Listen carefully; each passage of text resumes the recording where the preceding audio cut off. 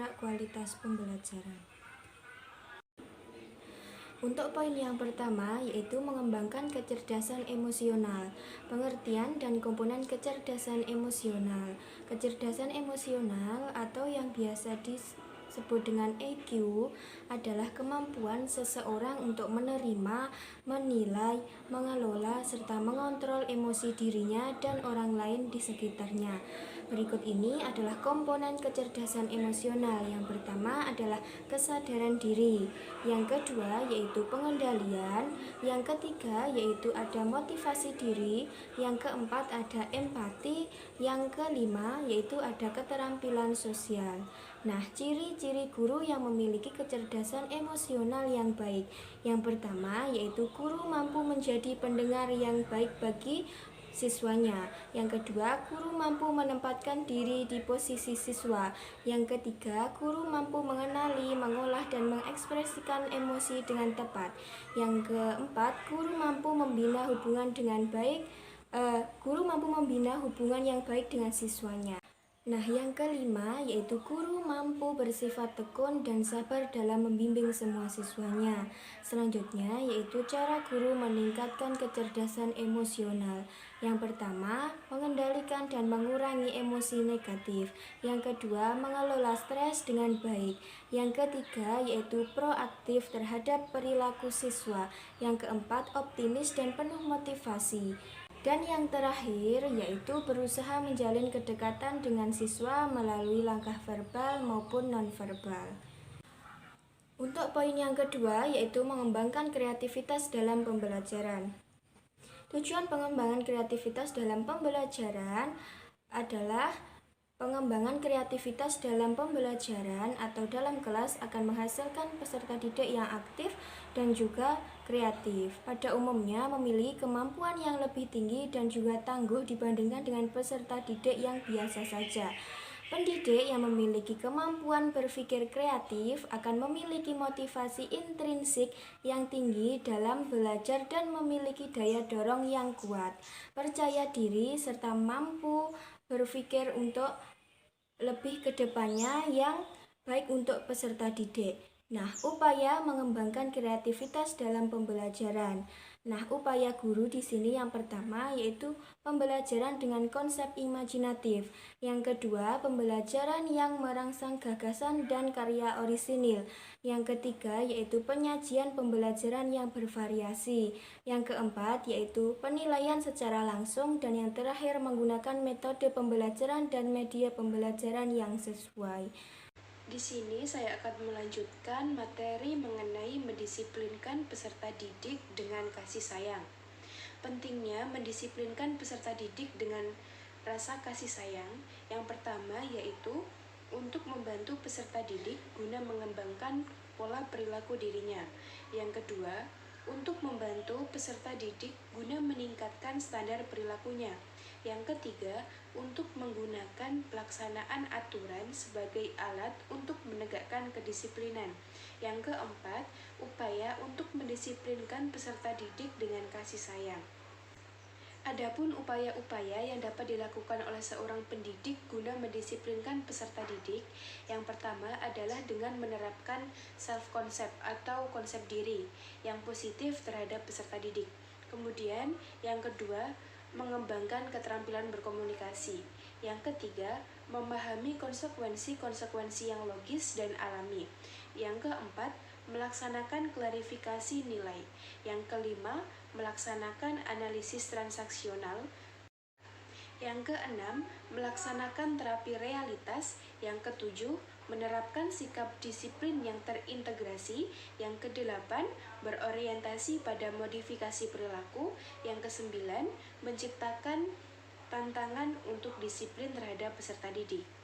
Nah, untuk hal-hal yang perlu diperhatikan oleh pendidik dalam mendisiplinkan peserta didik, yang pertama adalah pengalaman peserta didik berdasarkan data kumulatif. Kemudian yang kedua, lingkungan pergaulan peserta didik. Yang ketiga, kesiapan guru dalam menyambut peserta didik di sekolah. Yang keempat, suasana pembelajaran di kelas. Yang kelima, peraturan yang jelas, terstruktur, dan sistematis. Yang keenam, sanksi yang edukatif dan bersahabat. Yang ketujuh, pengawasan yang berlanjut. Nah, untuk selanjutnya saya akan menjelaskan mengenai membangkitkan gairah belajar. Nah, untuk pengertian dari gairah belajar itu sendiri merupakan keseluruhan gaya penggerak di dalam diri siswa yang menimbulkan kegiatan belajar, yang menjamin kelangsungan dari kegiatan belajar dan memberikan arah pada kegiatan sehingga tujuan yang dikehendaki oleh subjek belajar dapat tercapai. Nah, sedangkan upaya-upaya yang dapat dilakukan oleh guru untuk meningkatkan gairah belajar peserta didik, yang pertama bisa dilakukan dengan cara memberikan nilai yang baik, kemudian berkompetisi atau bersaing, pemberian hadiah, mengadakan remedial, mengetahui hasil, memberi pujian atau reward, kemudian memberi hukuman, tujuan yang disepakati, dan hasrat atau minat untuk belajar. Baik, saya akan melanjutkan penjelasan yang disampaikan oleh sahabat saya, Rizky Nadia Safitri dan juga Yusan Amalia Prahesti mengenai bagaimana cara mendongkrak kualitas pembelajaran. Nah, cara yang ketiga adalah mendayagunakan sumber belajar. Sumber belajar sendiri adalah segala sesuatu yang dapat memberikan kemudahan belajar sehingga diperoleh sejumlah informasi, pengetahuan, pengalaman, dan juga keterampilan yang kita perlukan. Sumber belajar ini sangat mendukung pembelajaran yang dilakukan baik di dalam maupun di luar kelas. Semakin optimal pengembangan atau pendayagunaan sumber belajar, maka semakin baik pula kualitas pembelajaran. Nah, lalu apa sih yang menjadi manfaat dari sumber belajar? Manfaat dari sumber belajar itu yang pertama adalah membuka jalan dan pengembangan wawasan terhadap proses pembelajaran yang ditempuh.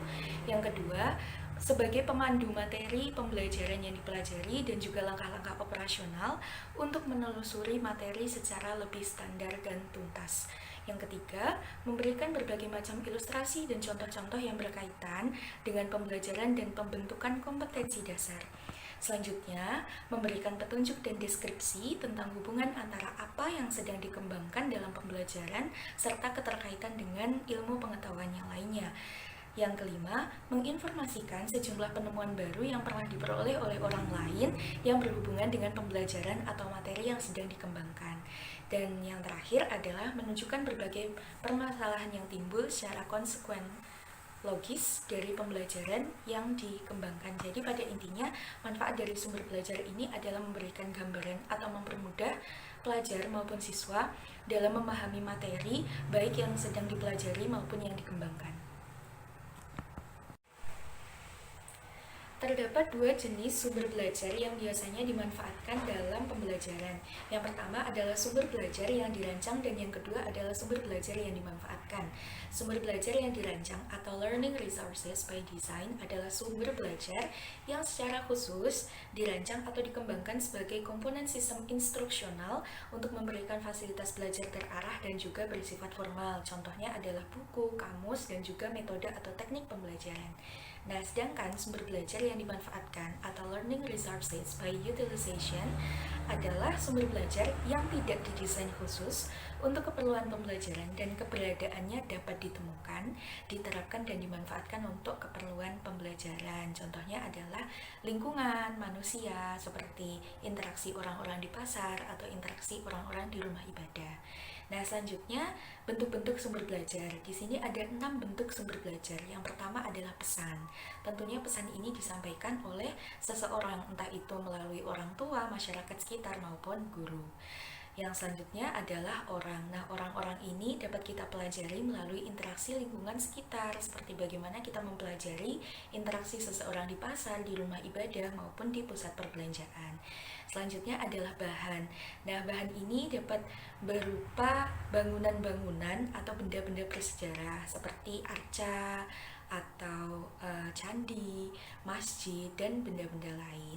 Dan yang selanjutnya adalah buku. Buku ini merupakan sumber belajar yang paling dekat dengan siswa.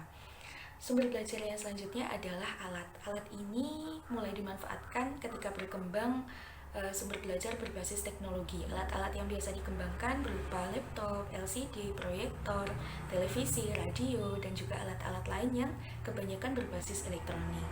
Selanjutnya adalah metode. Seperti yang saya jelaskan tadi bahwa ada beberapa sumber belajar yang memang disusun untuk pengembangan pembelajaran secara khusus. Salah satunya adalah metode pembelajaran yang biasa kita kenal adalah metode ceramah, metode diskusi, metode tanya jawab, dan berbagai metode lain yang saat ini juga mulai dikembangkan.